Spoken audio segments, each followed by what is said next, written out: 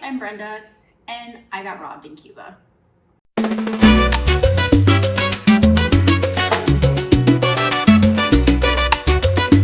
Ne dors pas jusqu'au soir.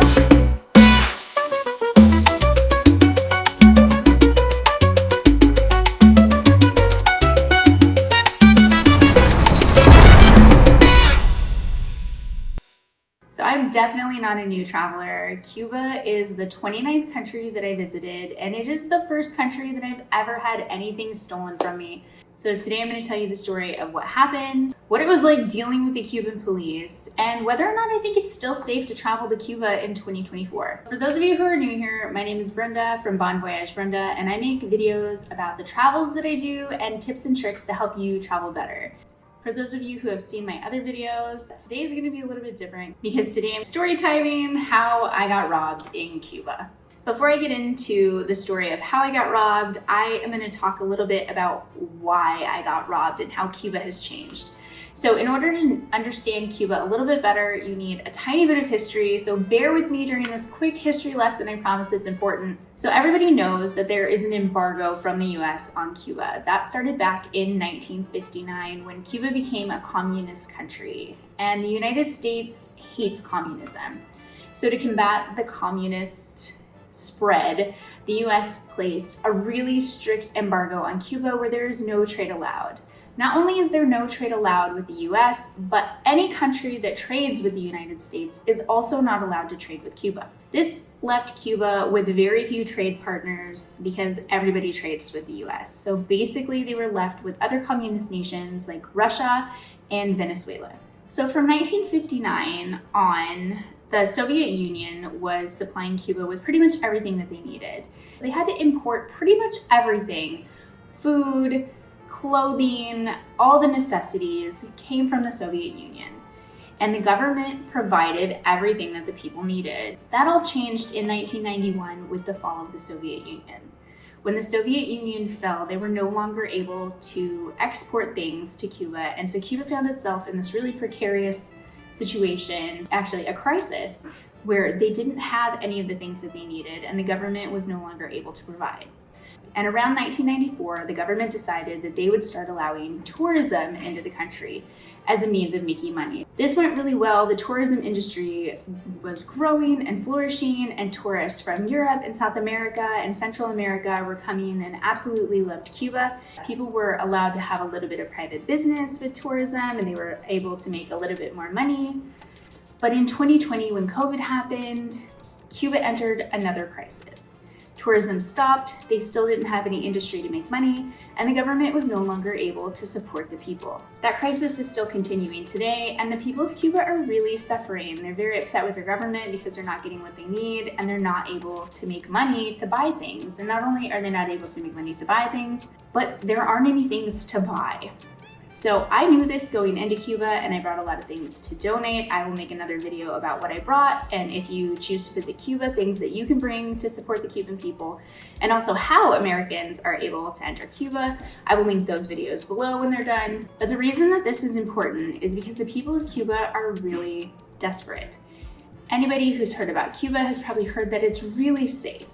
And that's because it's a communist country, the police keep a really tight watch on everything, and there's really large penalties for any crimes against tourists because tourism is so prized as an industry. This is changing a little bit. Crime is on the rise, and especially petty theft and scams are kind of on the rise. The younger generation is seeing how people are living outside of Cuba and they're wanting to make quick money. So that is kind of why I got robbed. How I got robbed is partially my own fault.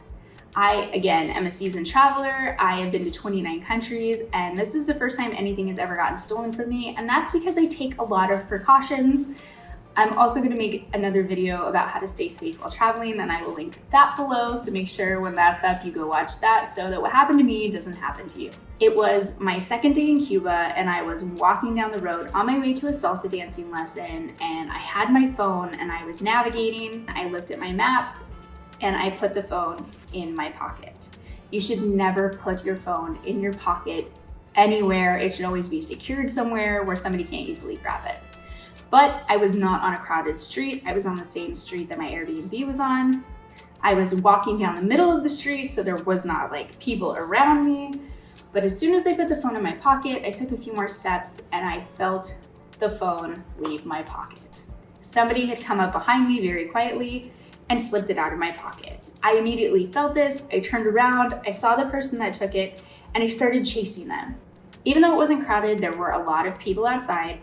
So I started yelling, "Help me," in Spanish, "Ayúdame, ayúdame," and yelling that I had been robbed. After yelling, "Ayúdame," about 3 people started chasing the guy when they realized what had happened, because this is honestly really uncommon in Cuba. As I'm chasing him, I ran past my Airbnb host, Andres, and I stopped and I told him what happened. Andres took me around the corner and there was a police officer on his bike. So we talked to the police officer and told him what had happened. We waited for a few minutes to see if anybody had caught the person that stole my phone. And unfortunately, they didn't. My phone was gone. I was not panicking too much because luckily my phone was an iPhone 15 Pro, which doesn't have a physical SIM card. And knowing that going in, I brought an old iPhone 7 to put a SIM card in. So I still had a phone. I wasn't completely destitute, which, thinking about it now, had I not had a phone, I wouldn't have been able to check it for my flight. I wouldn't have been able to have directions anywhere. I would have been completely lost.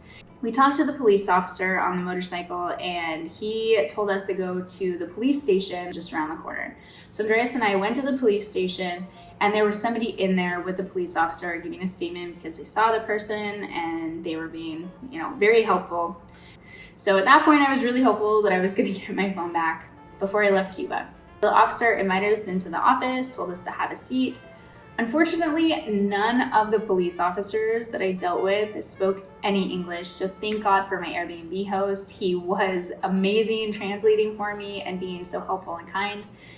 So we spoke to the police officer and I told him what happened. And as soon as we had completed the story, like 3 more police officers came in. They were all dealing with my case of a stolen phone, which was blowing my mind because in the US, if I had said to a police officer, somebody stole my phone, they would kind of be like, well, that's really bad luck, too bad for you. And in Cuba, it's not like that. It's a very serious crime. The police took it very seriously. They were doing a full investigation. So after the other police officers came in and the main police officer kind of told them everything that happened, we followed the police officers out to their police truck and got in, and they drove back to the corner where it happened and had me reenact everything that happened. I took them to the exact corner where it happened. I showed them where I was walking, how it was taken out of my phone, and the streets that I chased the person down. So they got the street names and they were looking for cameras because there's cameras on all the streets in Havana. They talked to the people to see if anybody had seen the person or if they knew who it was or if anybody had a picture. And I really couldn't believe the extent that they were going to over a stolen phone. We got in the police truck again and they drove us to the big police station, which is in a castle. Totally fortified with iron gates, really intimidating. So we pulled in and Andreas's wife, Jenny, had joined us.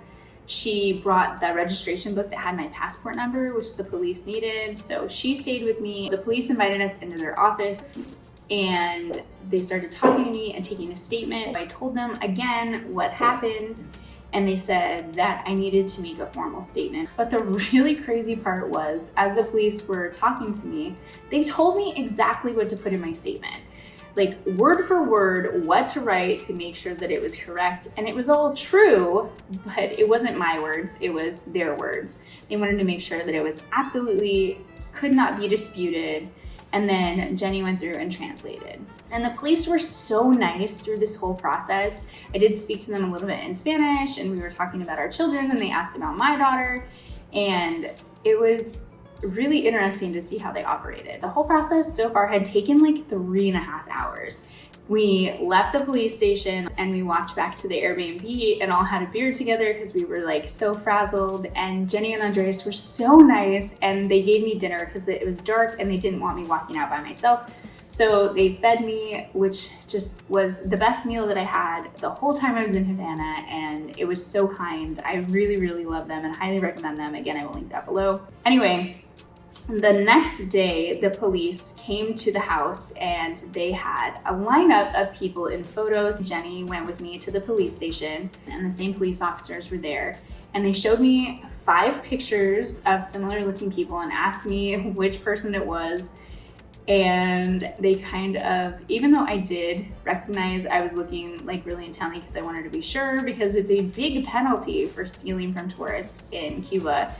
So they kind of guided me and they're like, what about this one? So I said, yes, that was the guy. And they said, okay. So I had to write another statement and they were like, we're pretty sure we know who it is. You've identified him. We know who this person is. We're going to get your phone back. So again, here I am. I'm like, okay, I'm leaving Cuba tomorrow. I really hope that you get my phone back. And I had Find My iPhone set and I was logged into my iPhone 7, so I was able to see. But the bad thing was because there wasn't any service and I had airplane mode on, it only pinged when another iPhone was nearby. It was only pinging like twice a day. I had set a notification, so every time my phone was found, I would take a screenshot and I would send it on WhatsApp to Andreas, and then he would send it to the police. So they had this record of everywhere the phone had been to show like where it was moving around, but unfortunately, it didn't ever ping like right away. It was like 20 minutes later, so they couldn't triangulate exactly where the person was. But they were pretty confident that they were going to get my phone back. Unfortunately, the next day when I left for the airport, I did not have my phone. They were still really hopeful that they were going to find it. And on my last statement, I said, when you find my phone, I give you my permission to give it to Jenny at this Airbnb and the address. And then Jenny said that she would find a way to get it to me, like through a guest who came, because you can't ship things from Cuba to the US because of the embargo. So they have to wait. When they get it back from the police, they will give it to a guest from the United States. They have one coming next month, so hopefully they have it by then because they know this person and she lives in California, and then she'll send it to me.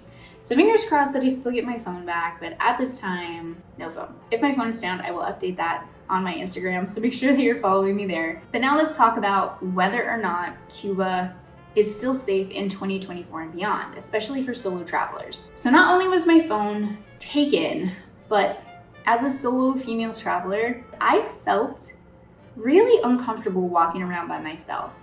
One thing to know about how Havana is right now, which I have been told is not typical, is there are piles of garbage all over the city because they're having a shortage of petrol. So the garbage trucks haven't been able to run. So the city is like really dirty. It kind of adds to the feeling of uneasiness.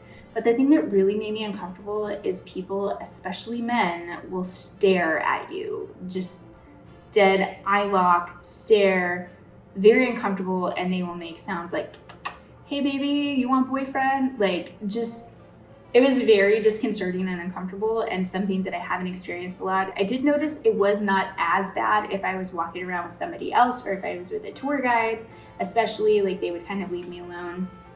Also, the amount of people coming up and asking for things.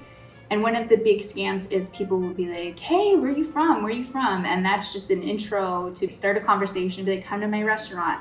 I even had one person, I was walking into a restaurant that I could see was open. There were people in there, and a guy started talking to me, and they're very friendly. And it's like, where are you from? Oh, this restaurant is closed right now. Let me take you to this other restaurant.